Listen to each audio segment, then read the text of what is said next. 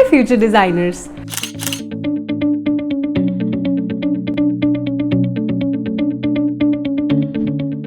So what is a learning diary? Learning diary is a document that compiles all your learning of that particular subject for one semester. So these are asked for by faculties so that they know that you are noting down each and every point you are learning in that subject. So now the whole class knows what content you have to write in that particular diary. What matters is how creatively you make it. Although they just carry 5 or 10 marks usually, but that is one thing that carries a great impression for a long time in your faculty's mind. So let's get started with today's video. So let's start with one of the most liked learning diaries of mine. Even the seniors came down to see it. It was a 3D visual library. We had to show different kind of dance forms and other kind of things in a learning diary. So I made a rotating learning diary and it had pop-out pictures and all the headings and subtitles were given there. I made it out of wood and there were bearings which made it rotatable. So when I was brainstorming the idea about it, so I just made a sketch of something different. I wanted it to be very different and I thought let me make it a rotating one, but I had no clue at that time how to go about it. And that is what a design journey is all about. It's not about the final product only, it's about the process, it's about the journey, what you learn from it, how you learn to process different things. So I went to the AD department of my college, accessory design department, had a talk with the sir there. You know, he guided me that you would need bearings there to rotate them. Then I went to market, I bought those MDF boards, I got them cut into pentagons and I strategized, you know, how to place it. Took a lot of time, but it was so much fun. When I bought this learning diary to the jury panel, we had jury members who had come from NIF Delhi. They were so impressed and they said, you know, they've never seen something like that. They kept it on the jury table throughout the time they conducted the jury that day, and it was such a proud moment. So let's think about how to be creative in making learning diaries, how to get creative ideas. So you'll always find the good ideas if you think about the subject. Brainstorm first. Don't just start making whatever comes to your mind first. Brainstorm, write down 4 to 5 different ideas, search a bit regarding the elements related to that subject. Suppose it's a software related subject. So I made a learning diary which was actually like a laptop. It opened like a laptop. It used to stand, you know, at this angle and the other sheets used to flip like that. There was a keyboard and that was so much appreciated. It was also kept in NIFT's exhibition to show juniors, you know, how differently that was done. So revolve around the subject, take inspiration from the subject itself and make something which others won't think of. So this was my EOD learning diary. You can see it's not a diary, it's actually a table. EOD stands for Element of Design and we had to explain whatever we learned in the semester. So it does not have to be a boring, you know, text written full book. What will be there, so you can go as much creative as you want. So this was a EOD table on which I completely practically used all my learnings and presented it in this kind of a way. It's like a Ludo table. In the center is a Ludo dice which has been made with stacking, which was one technique we learned in that module. Then you have different elements. There are little drawings going on which shows you different kind of techniques like stippling and all those things. All the elements, everything, you know, we had learned light and shadow, so that was also shown with these kind of papers. So everything I had learned, I put it into a practical product kind of a thing and presented it to the jury, and they actually applauded and they called all of my class in and they showed them, you know, see, this is what a creative presentation of what you're learning is. Now let's talk about some of the common questions that come to your mind when you begin to work on your learning diaries. Number one is what kind of formats you want to keep. A4, A3 and A5 are the formats I never worked with throughout my journey, and I've always got highest in learning diaries. I've always worked with circles, you know, squares, sometimes 3D learning diaries. I'll show you them in this video and all those kind of things. So be brave enough to experiment, and you are in a design college and there's no other place in this world where you can experiment more than design colleges. So this one I've started with a pop-up of a brush container with some brushes. It's a 3D pop-up, as you can see.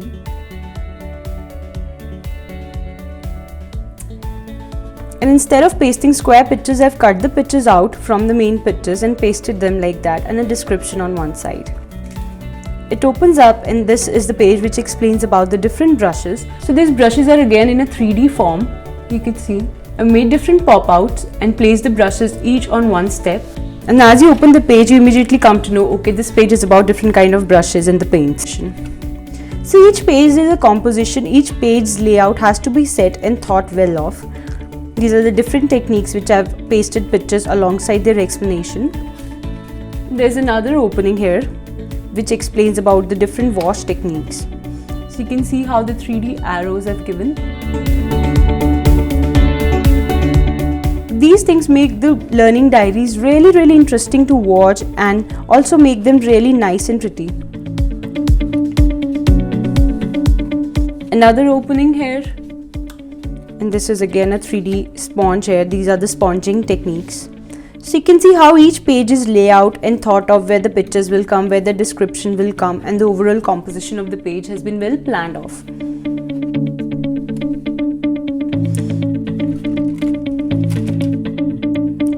Always remember, wherever you use the graphite pencils or pencils where you do the shading and all those things, always cover them with a butter paper. See, this is around a 10-year-old learning diary, but still nothing has been smudged because I've always pasted a butter paper onto these kind of drawings. Then these are different cross-hatching techniques which can be used for shading and sketching. So I've made them myself, depicting all the different styles of cross-hatching. Again, covered them with a butter paper to preserve them forever.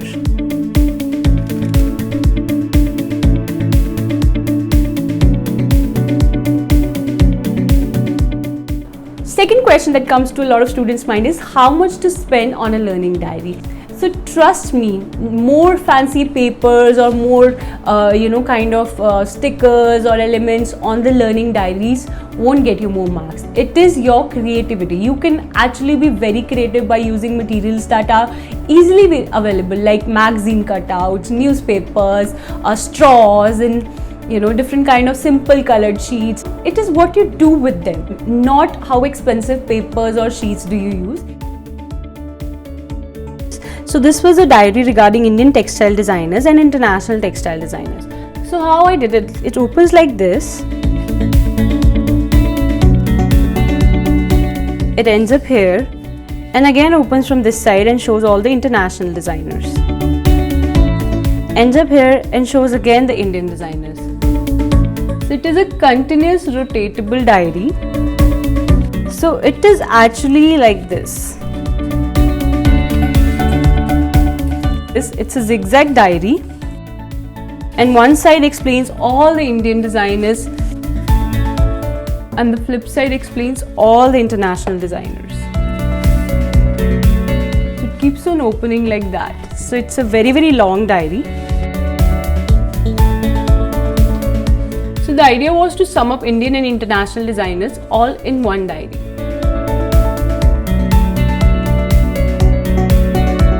So this was our sewing module related learning diary. As you can see, the cover is inspired from the elements from the module itself, like stitching applique over here and the little buttons and the running stitch lines all around. So this was an A3 ring file which I've cut from top and the bottom just to make it look square and break the monotony of a standard A3 size.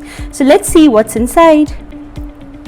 I usually start my learning diaries with some interesting quote or a phrase, like this one says, "If the world throws you scrap, make a quilt." So I thought of starting the learning diary by pasting a picture of a sewing machine. So instead of pasting a picture, I drew the sewing machine on a bigger size on a white paper and then cut it out, pasted it on a black paper and written with a contrast white pen, just to make it look more interesting.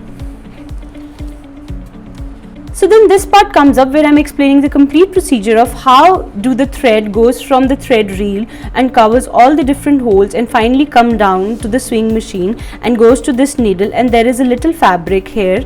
This is an actual fabric pasted, and how the stitching happens here. So that is all explained by a 3D pop-up, just so that tomorrow whenever I open this, I remember what is the exact procedure instead of reading out through all the written text. And then there is a foot controller that comes down here, and I've also marked it with a 3D arrow here.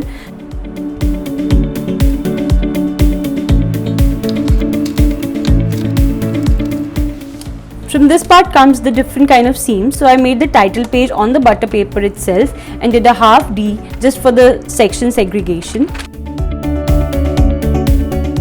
I usually write all the headings with my own hands in a different kind of a font or a calligraphy by pasting a separate colored paper on the base paper and then writing onto it.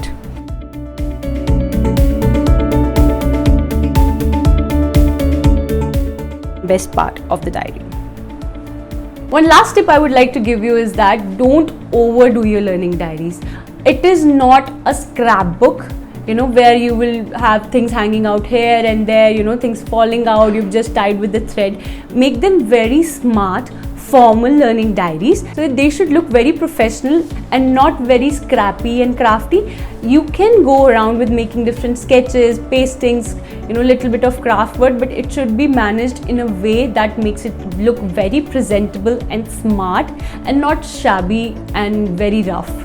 So guys, I hope this video was helpful to you. Which was your favorite learning diary out of all my learning diaries? Do write to me in the comment section below. I would love to hear that. And if you think the tips were useful to you, make sure you hit the subscribe button if you haven't till now, so that you are first one to get update from my channel. All the best.